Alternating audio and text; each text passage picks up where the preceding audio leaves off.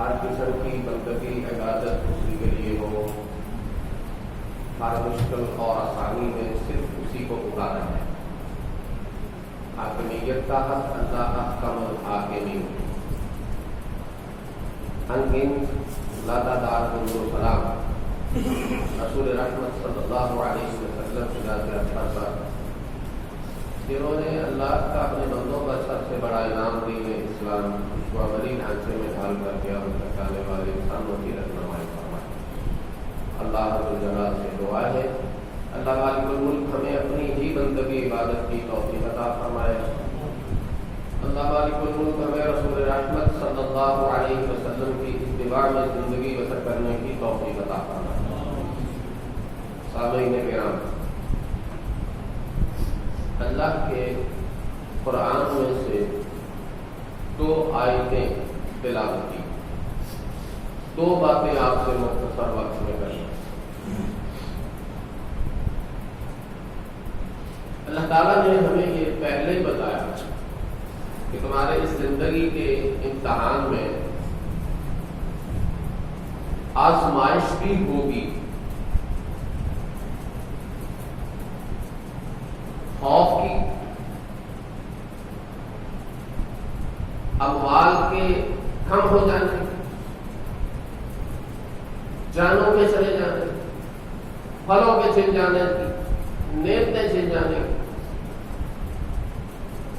تو فرمایا کہ یہ اس آزمائش میں ان کے لیے خوشخبری ہے، آج ہی ان کے لیے اعلان ہے کامیابی کا، وبشر الصابرین۔ اس میں کامیاب وہ ہوں گے جو صبر کریں گے۔ صبر کون کریں گے؟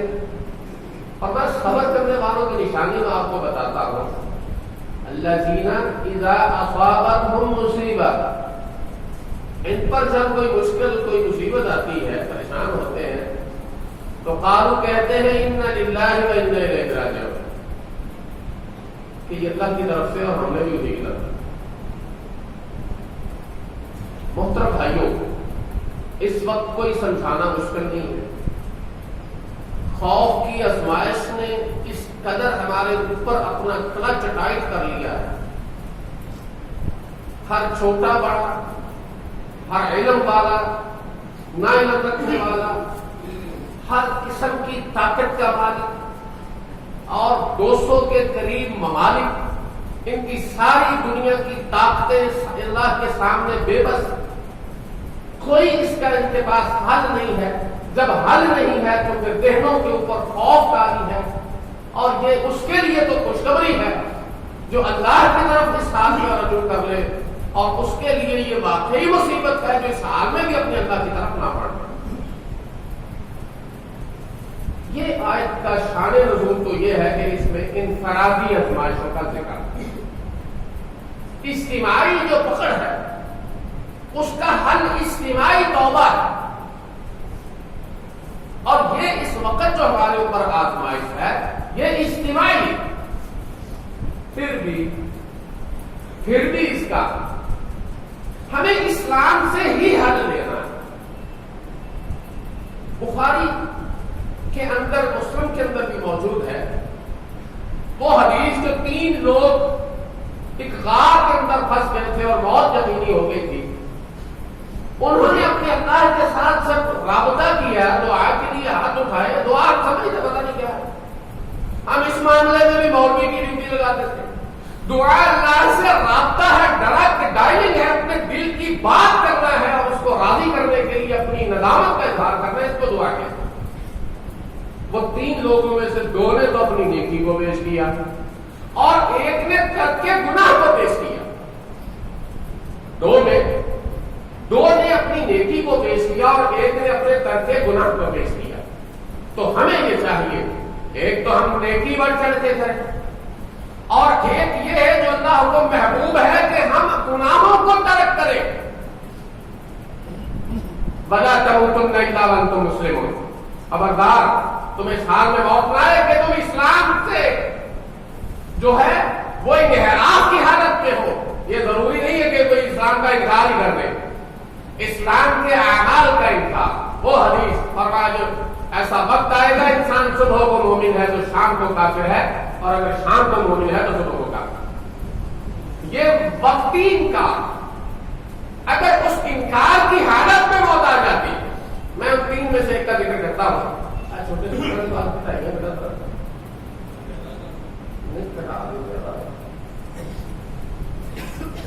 ایک نے پہلے نے کیا کیا صحیح بخاری کے اندر ہے, کہنے لگا اے اللہ, اب دیکھیں ذرا رب کو راضی کرنے کے ذرائع کون سے, اور ہمارے پاس اللہ نے ہمیں یہ اختیار دیے, استعمال کرنے کا ہمیں سلیقہ ہے. کسی کے پاس کوئی چیز بڑی ہے, اس کو استعمال ہی نہیں کرنی آتی, وہ بیکار ہے, وہ قیمتی ہو, اچھی ہو, جینسن ہو, کام کرتی ہو, استعمال ہی نہیں کرنی. تو کہتے اللہ تو جانتا ہے کہ میری جوانی کی, ابھرتی جوانی کی وہ خواہش جو چچا زاد بہن کے ساتھ میرا ایک لگاؤ تھا, میں اس کو حاصل کرنے میں ہر قیمت ادا کرنے میں تیار تھا, لیکن اس نے میرے سامنے بہت بڑی آزمائش رکھ دی. اس نے کہا کہ 1000 دینار جس دن جمع کرو گے اس دن مجھے بتا. میری حالت یہ تھی میں کر نہیں سکتا تھا اور مجھ سے اپنا دارو مچا کے نکل گئی, لیکن میں نے کوشش کی اور میں نے 1000 دینار حاصل کر لیا اور میں نے اس کو پیش کر دیا. اس نے اپنے آپ کو میرے سامنے پیش کر دیا. جب ہم دونوں خلوت کے اندر میں اپنی خواہش کو پورا کرنے پہ آیا تو میں نے اس کی آنکھوں میں آنسو دیکھے. تو میں نے کہا تو نے جو کہا میں نے پورا کر دیا, اب تیری آنکھوں میں آنسو کس بات کے ہیں؟ میں تو اپنی زندگی کی اس خواہش کو پورا کرنے کی خوشی میں غرق ہوں اور تیری آنکھوں میں آنسو ہے, میں نے تیری بات کو پورا کر دیا. کہا دیکھ اللہ سے ڈر جا اور کسی کا ناحق مہر نہ کرو. اللہ اس کا یہ کہنا اور میرا تیرے سے ڈر جانا اور اٹھ کے اپنا منہ دوسری طرف کر کے اس کو کہنا کہ ٹھیک ہے تو اٹھ کے چلی جا اور پیسے بھی لے جا. اللہ تو جانتا ہے واقعی تیرے سے ڈرا تھا تو ہمیں اس موت چلے جاتے. تو کہتے پتھر ہٹ گیا. اب پتھر کو کسی نے ہٹایا نہیں, کس نے ہٹایا؟ اب ساری سائنس تیرے ساری سائنس کا میڈیکل شعبے تیرے پاکستان کے نہیں دنیا کے 200 ممالک کے شعبے ہاتھ کھڑے کیے بیٹھے ہیں کہ اللہ کے چھوٹے سے وائرس جو ایک فلو اور نزلے کی شکل میں ہے, ہم اس کے سامنے بے بس ہیں. اب ایک ہی ذات نظر آتی ہے جو آسمان پر عرش ہے اور عرش پر موجود ہے. ہمارا سر آتا ہو اس شکل میں ہم کوئی گناہ اس کے راضی کرنے کے لیے چھوڑ دیں. وہ نہیں کہتا کہ آؤ میدان میں گڑ گڑاؤ, لوگوں کو بتاؤ تو یہ کرتوت کرتا تھا آج تم نے چھوڑ دیا. نہیں, وہ کہتا تنہائی میں بیٹھ شرمندہ ہو, دل سے ہی بات کر کے میرے ساتھ بات کر لے, تیرے دل پر میری نظر ہے, میرے دل پر میری. تو میرے محترم بھائیوں, یہ ہمارے سامنے ہونے کا اور نیکی وہ جو اللہ کو راضی کرنے کے لیے. آج احوال العالم یہ ہے کہ اللہ کی زمین پر اس کے دین کے احکامات کو عزت نہیں رہی. ہم اپنے طرف دیکھتے, ہم اگر دین کی کسی چیز کو کوئی مانتے ہیں تو مجبور مانتے ہیں. تو اس لیے میرے محترم بھائیوں, اس آزمائش کی گھڑی کے اندر دو قسم کے لوگ جو ہے اس سے نتیجے پاتے ہیں. اس میں پہلے میں صحیح مسلم کی حدیث بیان کرتا ہوں. رسول اکرم صلی اللہ علیہ وسلم نے فرمایا کہ میرے پاس طاعون اور بیمار پیش کیا گیا. میں نے میرے پاس طاعون اور بخار پیش کیا گیا. فرمایا میں نے بخار کو مدینے میں روک لیا اور طاعون کو شام کی طرف بھیج دیا. اسے مسلم کی حدیث. اور فرمایا کہ یاد رکھو یہ طاعون مومن کے لیے خوشخبری اور شہادت ہے, کافر کے لیے عذاب ہے. بیماری ایک ہی ہے, نتیجے دو ہے. آج ہمارے سامنے ایک بات بڑی عجیب سی ہے. کیا مجھے بتائیں, آزمائشیں صرف گنہگاروں کو آتی ہیں؟ کیا اللہ کی طرف سے بصائر صرف گنہگاروں کو آتے ہیں؟ بعض اوقات ہم اللہ سے گلے کرنے لگ جاتے ہیں کہ یہ تو دیکھ تیرے بندے کبھی تجھے پوچھا ہی نہیں, ہم مسجدوں میں آنے والے, قرآن پڑھنے والے، زکاتیں دینے والے، اور ہم کس حال میں پھنسے ہوئے؟ کیا ہم یہ کام کر کے اپنے اللہ پر جتاتے ہیں کہ وہ ہمارا پابند ہے؟ وہ تیری عزت کو بڑھانا چاہتا ہے، وہ تیرے مقام کو بلند کرنا چاہتا ہے، وہ تجھے اعلیٰ عہدے پر فائز کرنا چاہتا ہے۔ مجھے اس نبی کا نام پتا ہے جس پر آزمائش نہیں ہے، اس نبی کا نام پتا ہے جس پر آزمائش نہیں آئی۔ اللہ کا قانون ہے، لیکن اس میں نتیجے دو نکلتے ہیں۔ اس میں میں آپ کو صحیح مسلم کی حدیث سناتا ہوں، فرمایا نہیں یہ مسند احمد ہے، فرمایا کیا تم دیکھتے ہو اس شخص کو جو اللہ کا نافرمان ہے لیکن اللہ نے اس کو وافر مال دے رکھا ہے، اس کو عزت سے نواز رکھا ہے؟ دو باتیں کی اللہ رسول اللہ صلی اللہ علیہ وسلم نے دو باتیں کی، فرمایا تم کیا اس شخص کو نہیں جانتے جو اللہ کا نافرمان ہے، اللہ نے اس کو رزق دیا ہوا ہے اور عزت سے نوازا ہوا ہے، اور وہ اپنے ان کاموں کے اندر مست ہے، وہ ان کاموں کے اندر مست ہے، لیکن وہ بد ہے کہ اچانک پکڑ لیا جاتا ہے، اسے موقع نہیں ملتا توبہ کا۔ آج ہمارے سامنے معیار کیا ہے؟ دنیا، مال، دولت۔ میرے محترم بھائیوں، ہمیں اس موقع پر جبکہ پوری انسانیت اللہ کے سامنے بے وقت نظر آتی ہے، اور یہ بات تو ویسے ہی کلیئر ہو گئی ہے کہ مشکل کشا، عادت روا، بگڑی بنانے والا، مشکل میں کام آنے والا سوائے اللہ کے آج کوئی نظر نہیں آتا۔ پھر اللہ نے آج یہ اہتمام حجت کر دیا، اب بھی ہم مگر ہوش نہیں کرتے۔ آئیے میں آپ سے آج ایک یہ وعدہ لینا چاہتا ہوں، ہاتھ اٹھا کے اپنے دل کے ساتھ بات، ہر شخص ایک ایک گناہ اپنا یاد کر کے اور اپنے اللہ سے وعدہ کر کے چھوڑ دے گا کہ میں زندگی میں دوبارہ تیرا رب ان باتوں میں خوش ہوتا ہے۔ فرمایا میرا یہ مزاج ہے، اللہ کہتا ہے ایسی قوم ہو جو گناہ نہ کرے میں اس کو مٹا دوں، اور پھر میں ایسی قوم کو لاؤں جو گناہ کرے اور مجھ سے معلوم نہ۔ مزاج دیکھیں اپنے رب کا، اپنے رب کا مزاج دیکھیں، اپنے گناہوں کا اقرار اور استغفار۔ اور دوسری میں نے جو بات آپ سے کرنی ہے، دوسری آیت جو میں نے آپ کے سامنے پڑھی ہے، سورہ فَبِأَيِّ آلَاءِ رَبِّكُمَا تُكَذِّبَانِ، یہ بڑی مشہور بار بار دہرائی جانے والی آیت۔ اللہ کیا کہتا ہے؟ تم میری کون کون سی نعمت کو جھٹلاؤ، یعنی گنی نہیں پاؤ گے میری۔ اللہ نے آج اس بات کو میں آپ کے سامنے کھولنا چاہتا ہوں، میرے اور آپ کے علم میں یہ بات ہے، اللہ نے سب کچھ اس جہان میں میرے لیے نعمت بنا کے اتارا ہے، لیکن وہ نعمت نہیں ہے۔ اللہ نے سب کچھ نعمت بنا کے اتارا۔ اللہ کہتا ہے تم میری کون کون سی نعمت کو گنو گے؟ میں نے تمہیں ایک مٹی کے ذرے سے لے کر ایک کانٹے سے لے کر میں نے دنیا جہان کے یہ پہاڑ، آسمان، بادل اور پانی، سمندر، دریا، میں نے سب کچھ نعمت بنائے ہیں، لیکن یہ نعمت نہیں ہے۔ اب اس کو تم نے نعمت بنانا ہے، یہ میں نے تمہیں تمہارے ہاتھ میں دی، یہ نعمت نہیں ہے، میں نے نعمت پیدا کی۔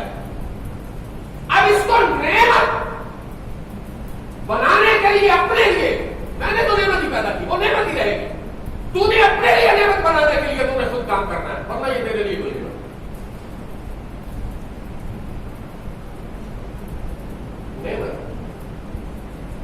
اللہ کی کسی چیز کو نہیں، جب تک میں اس کو فطرت کے مطابق نہیں لیتا وہ نعمت نہیں۔ لیکن جس کو میں خوف جس سے کھاتا ہوں اور جس کو میں ایک موت کا سبب سمجھتا ہوں وہ بھی نعمت ہے، لیکن کب؟ جب میں اس کو فطرت پر یوز کرتا ہوں۔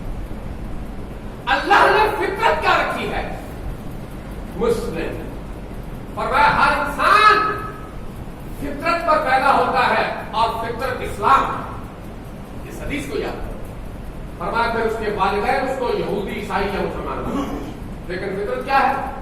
اسلام.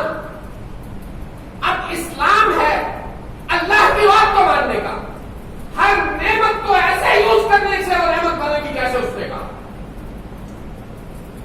ورنہ نہ یہ کان نعمت ہے، نہ یہ آنکھیں نعمت ہے، نہ یہ زبان نعمت ہے. کتنے وہ لوگ ہیں جو اپنی زبان کی وجہ سے جہنم میں جائیں گے؟ کیسے نعمت ہوئی؟ بتاؤ مجھے، بتاؤ مجھے کیسے نعمت ہوئی؟ انسان نیک ہوگا، اس کی بیوی اور بچے اس کا گریبان پکڑیں گے اور ان کے ساتھ وہ جہنم میں بہتا جائے گا. بتاؤ مجھے بیوی اور بچے کیسے نعمت ہیں؟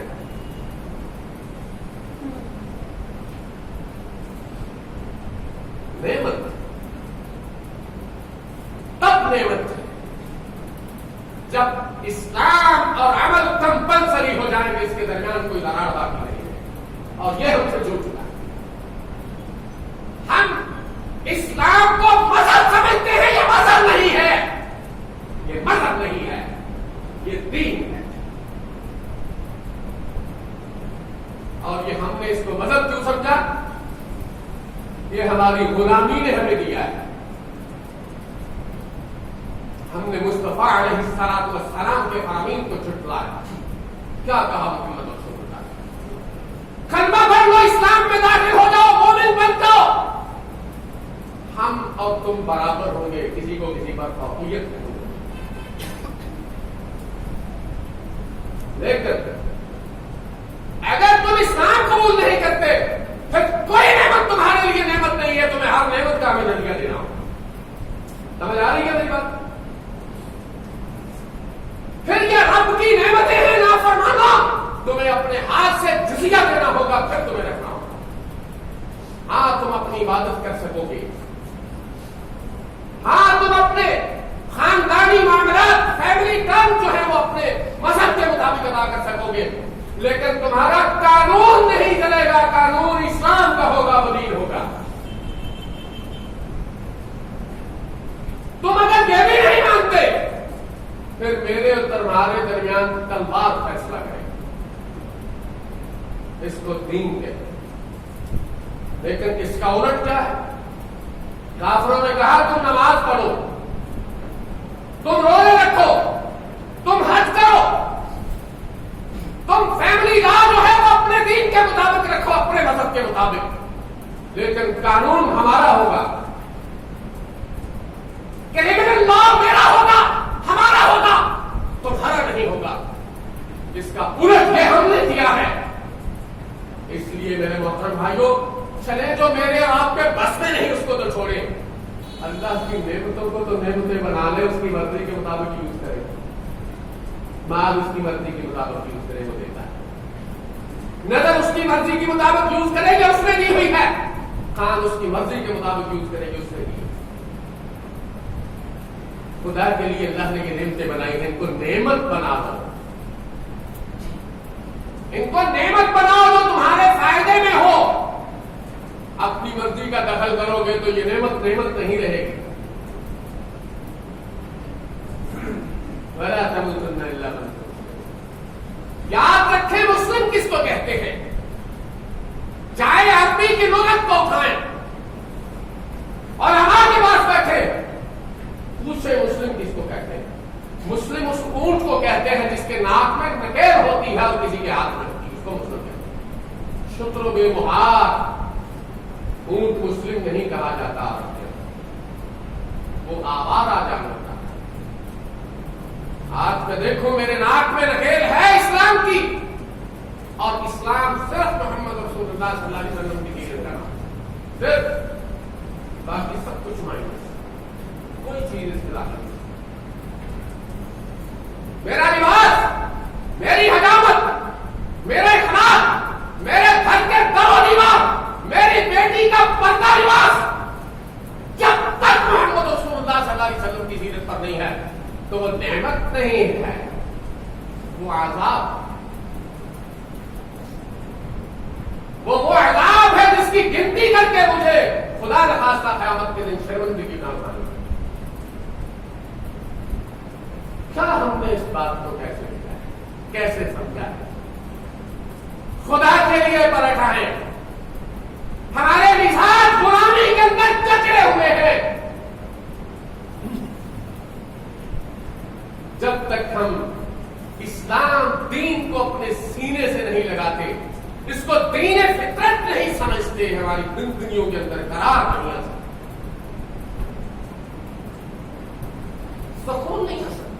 माल आ सकता है, बड़ा घर मिल सकता है, अच्छी गाड़ी मिल सकती है, कारोबार सारे रिश्तेदारों से वफ हो सकता है, सुकून नहीं हो सकता।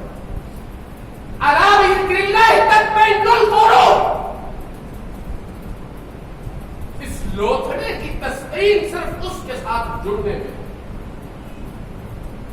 सिर्फ इत्तिबाए रसूल के अंदर है। आज मेरे अंदर ये जज्बा भी नहीं रहा, आज मेरे अंदर ये जज्बा भी बात कि मैं अपने दीन को अपने लिए नजात का सबब समझूं। अल्लाह अकबर। मेरे मोहतरम भाई सामईन, इन बातों को अपने दिल में जगह देने की कोशिश, इन बातों को अपने दिल में जगह देने की कोशिश। याद रखें, हमारे साथ एक कमिटमेंट हुआ है आसमान से, हमारे बाबा ने उस पर दस्तखत किए हैं, जिनका नाम आदम है और हम होते आदम।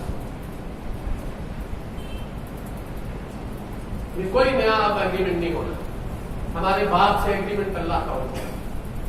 क्या एग्रीमेंट हुआ था? एग्रीमेंट उस खता के बाद, उस खता की माफी पर हुआ था। जब कोई मामला आता है, जब वो समझता है, फिर उसकी तहरीर होती है, उसके एग्रीमेंट है, मुआहदा है। हमारे बाबा से, हमारी अम्मा से जब चूक हुई, गलती हो गई,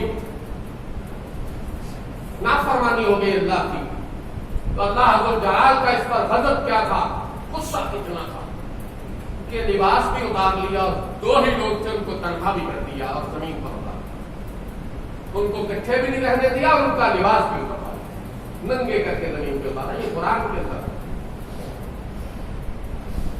लेकिन फिर भी वो रहीम कितना है,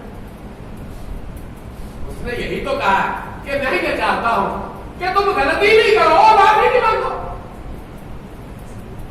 तुम गलती भी करो, माफी भी मांगो, यही मैं चाहता हूं। आप क्या कर रही है? फिर क्या दिल में डाले अल्फाज, रब्बना ज़लमना अनफुसना व इन लम तग़फिर लना व तरहमना लनकुनन्ना। आपने कहा ठीक है आदम, ठीक है आदम, हमारी रहमत हमारे फैसलों पर हावी है, आदम तेरी तौबा कबूल करते हैं, लेकिन आज इस मामले में एक मुआहदा तेरे साथ करें, एग्रीमेंट। अल्लाह जी क्या है, मुझे कबूल है, फरमाया कि तुझे गलती पर घर से निकालना है, अब ऐसे घर में नहीं आने देना, अब इसी जमीन पे रहना है। लेकिन आदम अब तेरे साथ एक मुआहदा करने लगा हूं। अल्लाह जी क्या है? फरमाया तूने जो पिछली जिंदगी बसर की है वो आजाद थी, अब तुझे एक पाबंद जिंदगी देने लगा हूं तुझे अब तेरी औलाद। अल्लाह जी वो क्या है? फरमाया कुछ देर जमीन पर रहोगे और इसकी हर हरकत का फैसला मैं आसमान दे। वहाबी बरेलवी देवबंदी बनने के चक्कर में और इन हरकत के ऊपर जो सारी जिंदगी हमने लगा दी,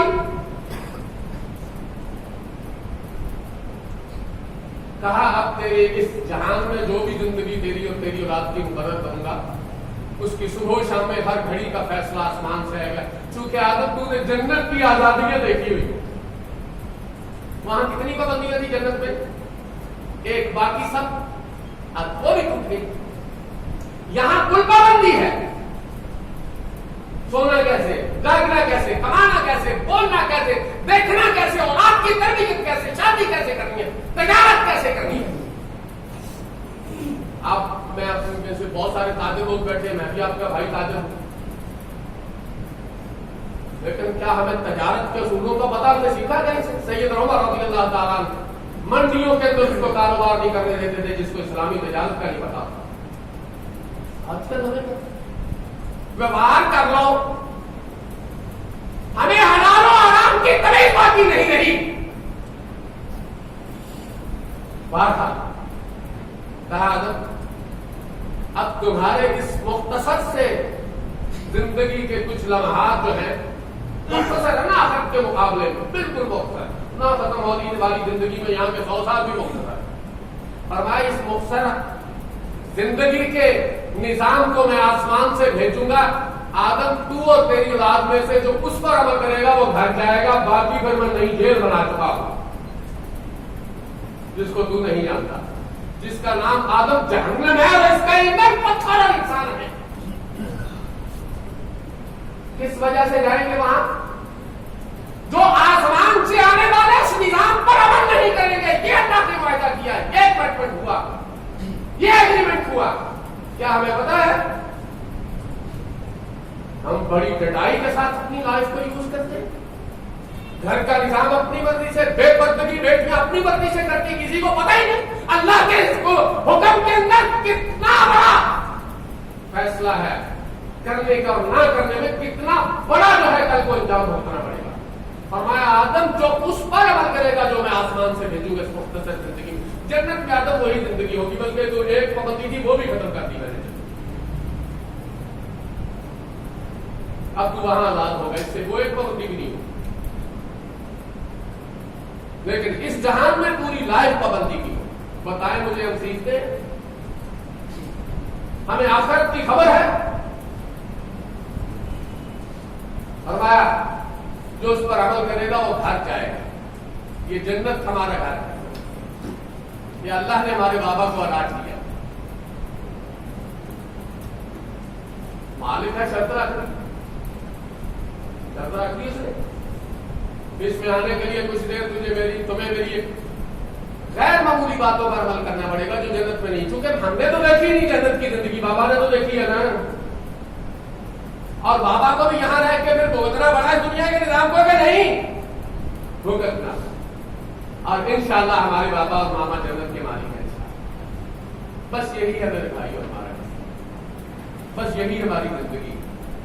یہ وائرس بھی اس کی ملکیت ہے اور اس کے حکم کے بغیر یہ اثر نہیں کرتا. یہ میری بات یاد رکھیں, اس کے آگے کوئی ضرورت نہیں. ہمیں اس سے گھبرانے کی بجائے ہمیں اپنے اللہ سے اپنے رب کو مضبوط کرنا ہے. 2 طریقے, گناہ کو چھوڑنا اور نیکی کو کیا. بس یہ ہمارے جس کی سمجھ میں آ گئی, اللہ رب العزت نے اس کی زندگی میں بہار لازمی ہے. اللہ مجھے اور آپ کو عمل